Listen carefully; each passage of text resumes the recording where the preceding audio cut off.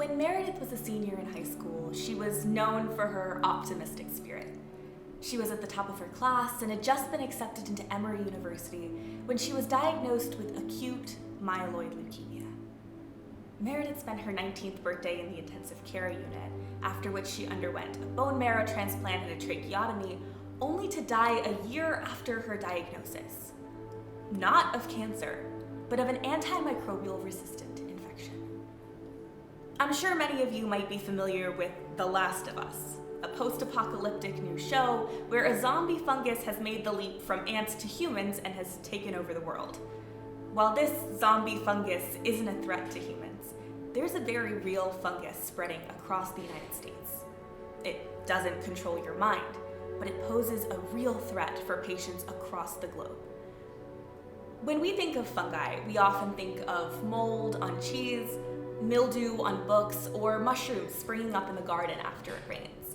But Candida auris isn't your average fungus. Candida auris, or C. auris, is an emerging fungal pathogen that's been detected worldwide and is a new species of the known genus Candida. It's a type of yeast that was first isolated from an ear canal in Japan in 2009, hence the name auris, which is the Latin word for ear. C. auris proliferation in healthcare settings like intensive care units and long-term acute care hospitals makes it a threat to patients with compromised immune systems, which means that yes, older patients are at risk, but anyone with underlying conditions or indwelling devices like lines or catheters is at risk as well. More than 1 in 3 patients with invasive C. auris infection, one that affects the blood, brain, or heart, die as a result.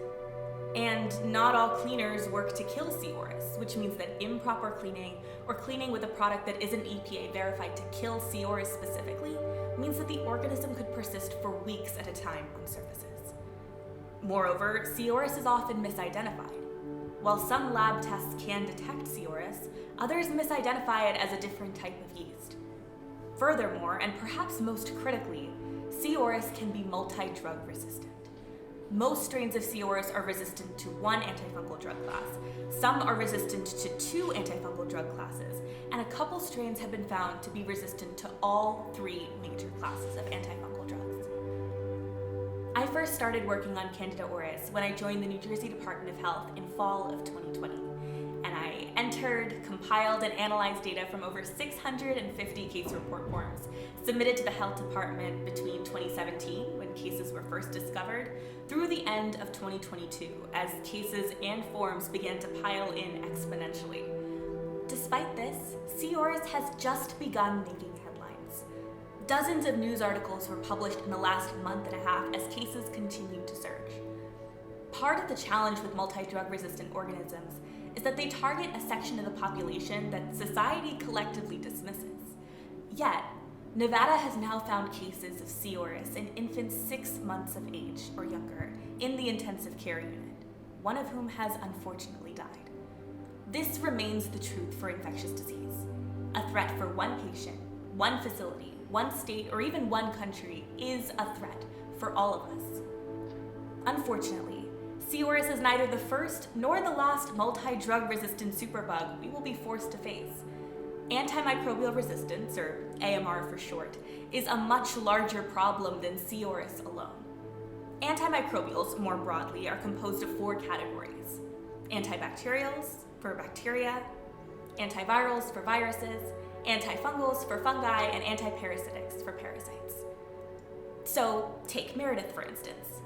The pathogen that killed Meredith was Pseudomonas aeruginosa. Right now, we're tackling extensively drug-resistant Shigella. MRSA and VRSA, methicillin and vancomycin-resistant Staphylococcus aureus cause outbreaks in healthcare settings from neonatal intensive care units to nursing homes. As antimicrobial overuse runs rampant, we provide a breeding ground for microbes that are becoming increasingly less susceptible to the drugs used to fight them. Research released last year suggests that 1.27 million deaths each year are directly attributable to AMR, a rate higher than both HIV/AIDS and malaria. And estimates suggest that as many as 50 million people could die from AMR in the year 2050 without intervention. So, what can we do? At an individual level, it starts with being a diligent citizen. Take antimicrobials when they're needed and prescribed, and if you do take them, finish your course. At a larger scale, it's awareness.